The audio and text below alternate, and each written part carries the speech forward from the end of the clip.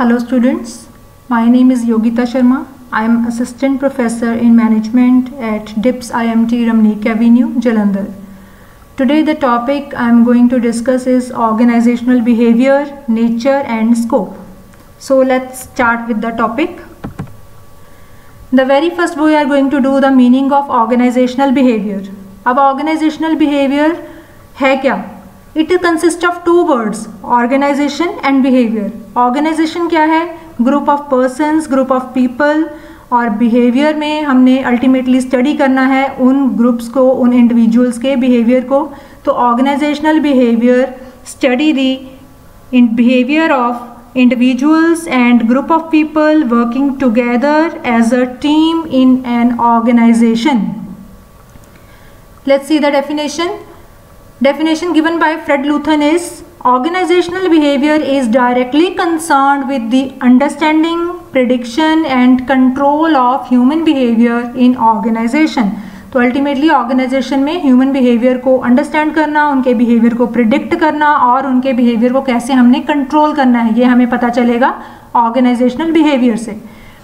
Second definition is given by Stephen Robbins. A field of study that investigates the impact that individuals, groups and structure have on behavior within organizations for the purpose of applying such knowledge towards improving an organization's effectiveness. एक organisation को effective तरीके से run करने के लिए, चलाने के लिए हमने ओबी में यही चेक करना है कि इंडिविजुअल का, ग्रुप का और स्ट्रक्चर का क्या इफेक्ट पड़ता है किसी भी पर्सन के बिहेवियर के ऊपर. ये आपने एक चीज़ ध्यान में रखनी है कि ऑर्गेनाइजेशन में जब भी हम किसी के बिहेवियर को स्टडी करते हैं that is studied within the organisation. सिर्फ ऑर्गेनाइजेशन के अंदर के बिहेवियर को हमने स्टडी करना है, इसमें आउटसाइड के जो इन्वायरमेंटल फैक्टर्स हैं उनको हम कंसीडर नहीं करते. So next we are going to start with the nature of organisational behaviour. The very first point is fundamental part of management.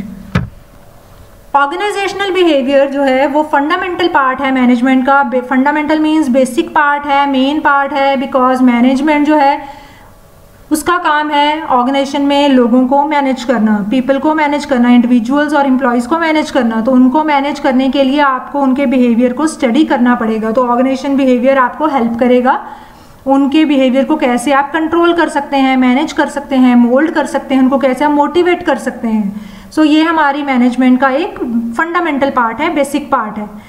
Second is the normative science. Normative science हमें बताता है कि organisational behaviour को study करने से आपको ये पता चलता है कि ऑर्गेनाइजेशन में किस तरह से काम होना चाहिए, व्हाट और टू बी, क्या क्या चल रहा है और उसको आप कैसे मैनेज कर सकते हैं. दैट मीन्स वो भी आपको बेसिकली जो आपकी ऑर्गेनाइजेशन में आप प्रॉब्लम्स फेस करते हैं उसके रिगार्डिंग आपको सॉल्यूशंस प्रोवाइड करेगा. प्रॉब्लम यहाँ पे हम बात कर रहे हैं ह्यूमन बीइंग से, आपके एम्प्लॉय से related, not every problem. Third is the multi disciplinary approach. ये आपको बताता है कि ऑर्गेनाइजेशनल बिहेवियर जो है वो इटसेल्फ एक सब्जेक्ट है, लेकिन ये अलग और तीन ब्रांचेस, मेन जो तीन ब्रांचेस हैं उनको भी कंसीडर करता है, उनको भी कवर करता है, जिसमें फर्स्ट मेन होती है साइकोलॉजी. साइकोलॉजी आपको पता है mental thinking, mental level of a person. और second is the sociology, means the social aspect, social behaviour. And third is the anthropology. Anthropology means study of society. So ultimately organisation behaviour में आप इन सबको study करते हो, इन सबका ही कुछ ना कुछ पार्ट आपको ओबी में नजर आएगा. Next is the science and art. Organisational behaviour science भी है as well as it is also art, because organisation behaviour में हम कुछ ऐसे साइंटिफिक मेथड्स को स्टडी करते हैं जिससे आप अपने एम्प्लॉयज़ के या इंडिविजुअल्स के बिहेवियर को स्टडी करेंगे. और आर्ट क्या है, उस नॉलेज को आपने इम्प्लीमेंट करना है एक्चुअल में अपने एम्प्लॉयज़ के ऊपर जो आपने सीखा है ओबी से. साइंस नॉलेज है जो सीखनी है और आर्ट का मतलब है उस नॉलेज को इम्प्लीमेंट करना, अप्लाई करना. Next is the humanistic approach. Humanistic approach means जो ऑर्गेनाइजेशनल बिहेवियर है उसमें आपको ये पता चलता है कि जो हमारे इंडिविजुअल्स हैं they are the human beings. आपने उनको as a human being treat करना है, उनको आपने एज अ मशीन नहीं मान के चलना। दैट मीन्स आप अपने एम्प्लॉयज़ को कंसीडर करेंगे, उनकी नीड्स को कंसीडर करेंगे, उनको अच्छा वर्किंग इन्वायरमेंट मिलना चाहिए, उनको सैलरी टाइम पे मिलनी चाहिए, उनको गुड वर्किंग कंडीशंस होनी चाहिए, उनकी प्रॉब्लम्स टाइम पे सॉर्ट आउट होनी चाहिए, उनको जो भी रिक्वायर्ड मिनिमम फैसिलिटीज़ हैं कम से कम उतनी ज़रूर आपको प्रोवाइड करनी है। तो this is all about humanistic approach. Next is focused towards organisational objective. So organisational behaviour जो है उसका मेन ऑब्जेक्टिव ही क्या है, ऑर्गेनाइजेशन के गोल्स को अचीव करने के लिए हेल्प करना। ऑर्गेनाइजेशन के गोल्स आप सेट तो कर दोगे लेकिन उनको अचीव कौन करेगा, वो आपके एम्प्लॉयज़ ही आपको हेल्प करेंगे ना, वही काम करेंगे वहाँ पे। तो अल्टीमेटली अपने एम्प्लॉयज़ को स्टडी करोगे, उनके बिहेवियर को आप कंट्रोल में रखोगे, मोटिवेट करोगे टाइम टू टाइम, वो अच्छा काम करेंगे तो ऑर्गेनाइजेशन के गोल्स जो है वो खुद आपको अचीव हो जाएंगे। And last is the total system approach. Total system approach हमें क्या बताती है, ये अप्रोच हमें ये बताती है कि ऑर्गेनाइजेशन बिहेवियर के अंडर अगर आप अपनी पूरी ऑर्गेनाइजेशन को अच्छे से रन करना चाहते हैं, चलाना चाहते हैं, तो उसके लिए आपको क्या करना चाहिए, आपको उस मेन सिस्टम के जो सब सिस्टम्स हैं, सब पार्ट्स हैं, उनको कंट्रोल करना पड़ेगा। और ऑर्गेनाइजेशन के सब पार्ट्स कौन है, यहाँ पे हमारे एम्प्लॉयज़ हैं। ऑर्गेनाइजेशन मेन सिस्टम है, उसको रन करने में हेल्प करते हैं उसके स्मॉल पार्ट्स में एम्प्लॉयज़ भी हैं, टेक्नोलॉजी भी है, आपका सोशल कोई इन्वायरमेंट भी है, आपकी पॉलिसीज़ भी हैं। बट यहाँ पे ओबी में हमने बिहेवियर किसका कंट्रोल करना है या बिहेवियर किसका मॉडिफाई या मोटिवेट करना है, इंडिविजुअल्स का, यानी कि हमारे एम्प्लॉयज़ का। सो टोटल सिस्टम अप्रोच आपको कहती है कि अपने एम्प्लॉयज़ को आप अच्छे से मैनेज करेंगे तो अल्टीमेटली आपके ऑर्गेनाइजेशन जो है वो स्मूथली रन होगी, आपका पूरा का पूरा सिस्टम अच्छे से चलेगा। Next is the need of organisational behaviour. ज़रूरत क्या है ऑर्गेनाइजेशन बिहेवियर को स्टडी करने की, हम इसको क्यों पढ़ रहे हैं। First is understanding of self and others.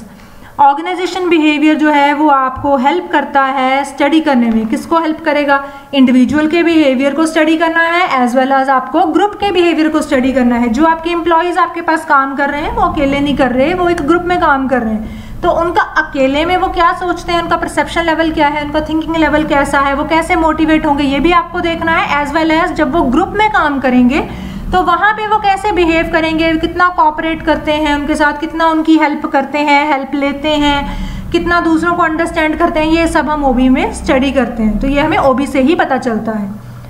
Second is the motivation of human resources. So organisational behaviour जो है वो मोटिवेट करता है हमारे ह्यूमन रिसोर्सेज को, हमारे एम्प्लॉयज़ को। ये आपको बताता है कि जब आप अपने एम्प्लॉयज़ को अच्छे से मोटिवेट करेंगे तभी वो अपना दी बेस्ट आपको प्रोवाइड करेंगे, तो उनको मोटिवेट करना ज़रूरी है। अब वो भी आपको यही हेल्प करेगा स्टडी करने में कि आप अपने अलग अलग एम्प्लॉयज़ को कैसे मोटिवेट कर सकते हैं। यू नो सबका मोटिवेशन लेवल सेम नहीं होता, किसी को आप फाइनेंशियल रिवॉर्ड देके मोटिवेट कर सकते हैं, किसी को नॉन फाइनेंशियल रिवॉर्ड से भी मोटिवेट किया जा सकता है। तो ये किस एम्प्लॉय का लेवल किस तरह का है, वो कैसे मोटिवेट होगा, ये आपको ओबी स्टडी करने में हेल्प करेगा। Next is enhancement of quality and productivity. यहाँ से हमें पता चलता है कि जो ऑर्गेनाइजेशनल बिहेवियर है वहाँ पे हमारा एक पर्पस अपने काम की क्वालिटी को इम्प्रूव करना तो है ही। जो हमें अब काम चाहिए अपने एम्प्लॉयज़ से वो हम चाहते हैं कि दी बेस्ट हो, तो वो तभी दी बेस्ट होगा जब आपके एम्प्लॉयज़ अच्छे से काम करेंगे, और एम्प्लॉयज़ तभी अच्छे से काम करेंगे जब आप अपने एम्प्लॉयज़ को अच्छे से मोटिवेट करके रखेंगे, उनको अच्छे से काम सिखाएंगे, बताएंगे, उनको अच्छी वर्किंग कंडीशंस प्रोवाइड करेंगे, अच्छे रिवॉर्ड्स देंगे। तो जितना अच्छे से वो, जितनी प्रोडक्टिविटी आपके एम्प्लॉयज़ की बढ़ेगी उतनी ही क्वालिटी आपकी ऑर्गेनाइजेशन की भी बढ़ेगी। Next is effective communication. So organisational behaviour की ज़रूरत क्यों है, इफेक्टिवली कम्युनिकेट करने के लिए। Communication may be verbal, it may be non verbal. So communication किसी भी तरह का हो, but it is must for every organisation. Without proper communication, there are full chances that conflicts can arise between the employees and management, or there may be some chances of creating misunderstanding between them. So organizational behavior also teaches us to how to effectively communicate with our employees. Next is good human relations.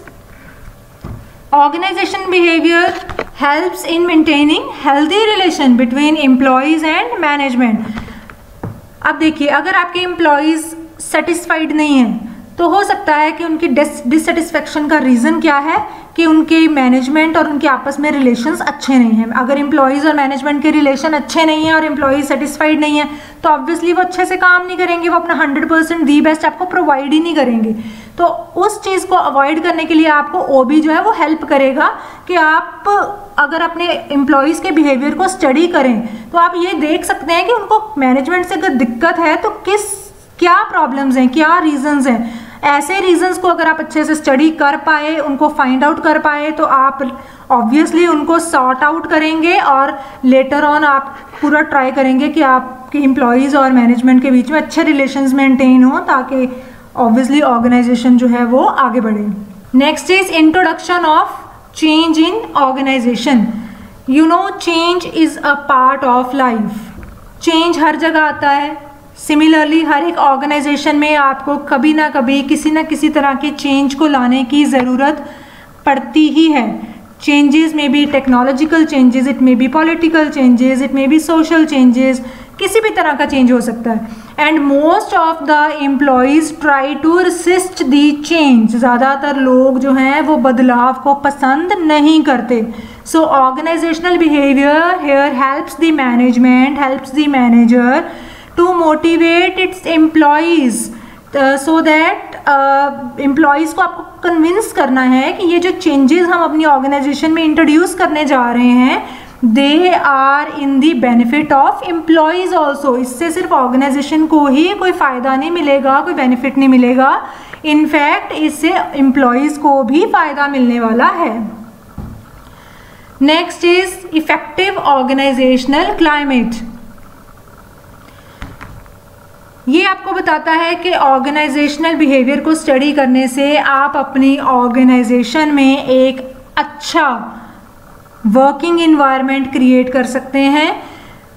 अच्छा माहौल मिलेगा आपके employees को। अच्छा माहौल in the sense में सारी obviously positive things को आप कंसीडर करेंगे। फॉर एग्जांपल अच्छी वर्किंग कंडीशंस प्रोवाइड करनी है, उनको अच्छी सैलरी देनी है, उनको टाइम टू टाइम रिवॉर्ड्स भी देने हैं, अप्रिशिएट भी करना है, उनको बेसिक फैसिलिटीज़ भी प्रोवाइड करनी है। तो ऑर्गेनाइजेशनल बिहेवियर आपको हेल्प करता है एक अच्छा ऑर्गेनाइजेशनल क्लाइमेट सेटअप करने में। Our next topic is relevance of organisational behaviour. So here हम पढ़ रहे हैं कि ऑर्गेनाइजेशनल बिहेवियर जो है वो क्यों ज़रूरी है, उसकी रेलिवेंस क्या है, इम्पॉर्टेंस क्या है। First is the skill development. So organisational behaviour जो है वो आपको हेल्प करता है आपकी स्किल्स को डेवलप करने में। अब स्किल्स को कैसे डेवलप करना है यहाँ पे देखिए, अगर आप अपने एम्प्लॉयज़ को बिहेवियर को अच्छे से स्टडी करते हैं तो उससे आपको ये पता चलेगा कि आप अपने एम्प्लॉयज़ को कैसे अच्छे से उनसे काम करवा सकते हैं, उनको मोटिवेट कर सकते हैं, उनका दी बेस्ट आप उनसे ले सकते हैं।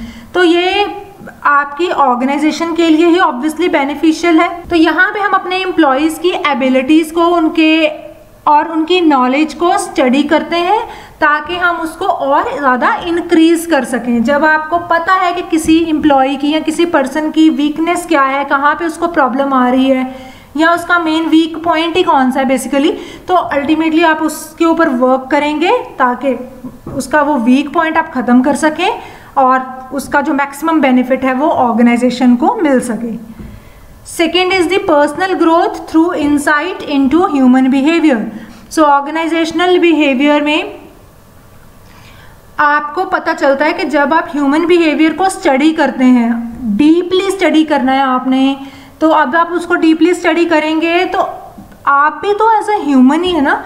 तो आपको जब एक ह्यूमन बिहेवियर के बारे में डिटेल में समझ में आ जाएगा कि पर्सन कैसे किस सिचुएशन में कैसे बिहेव करता है, क्या सोचता है, कैसे चलता है, तो ऑब्वियसली ये आपको हेल्प करेगा आपकी पर्सनल ग्रोथ में भी। तो मैनेजमेंट भी तो पर्सन्स ही इन्वॉल्व हैं उसमें भी, तो इसमें एम्प्लॉयज़ और मैनेजमेंट दोनों की ही ग्रोथ इन्वॉल्व है। Next is improvement of organisational and individual effectiveness. The study of organizational behavior improve the organizational effectiveness as well as the individual effectiveness. Organisational behaviour में मेन फोकस हमारा किस पे है, इंडिविजुअल्स पे। तो जब आप अपने इंडिविजुअल मीन्स आपके जो एम्प्लॉयज़ हैं उनको आप अच्छे से स्टडी करेंगे, मोटिवेट करेंगे, अच्छे से उनको समझ जाएंगे, तो अगर वो आपके एम्प्लॉयज़ इफेक्टिव हो जाएंगे, अच्छे से काम सीखेंगे, करेंगे, तो अल्टीमेटली आपकी ऑर्गेनाइजेशन ऑटोमेटिकली ही इफेक्टिव हो जाएगी और इम्प्रूव करेगी। And last is the sharpening and refining of common sense. So here common sense without the knowledge of organizational behavior is not enough to manage the employees। आप अगर सोचो कि common sense के साथ ही आप सारा कुछ कर लोगे, that is obviously not possible for the organisation. अगर आप आपकी कॉमन सेंस अच्छी है और अपनी कॉमन सेंस के साथ आप ऑर्गेनाइजेशनल बिहेवियर की स्टडी को मैच कर लेते हैं, उसको मिला लेते हैं, तो इसका डबल बेनिफिट आपको मिलेगा। हाउ?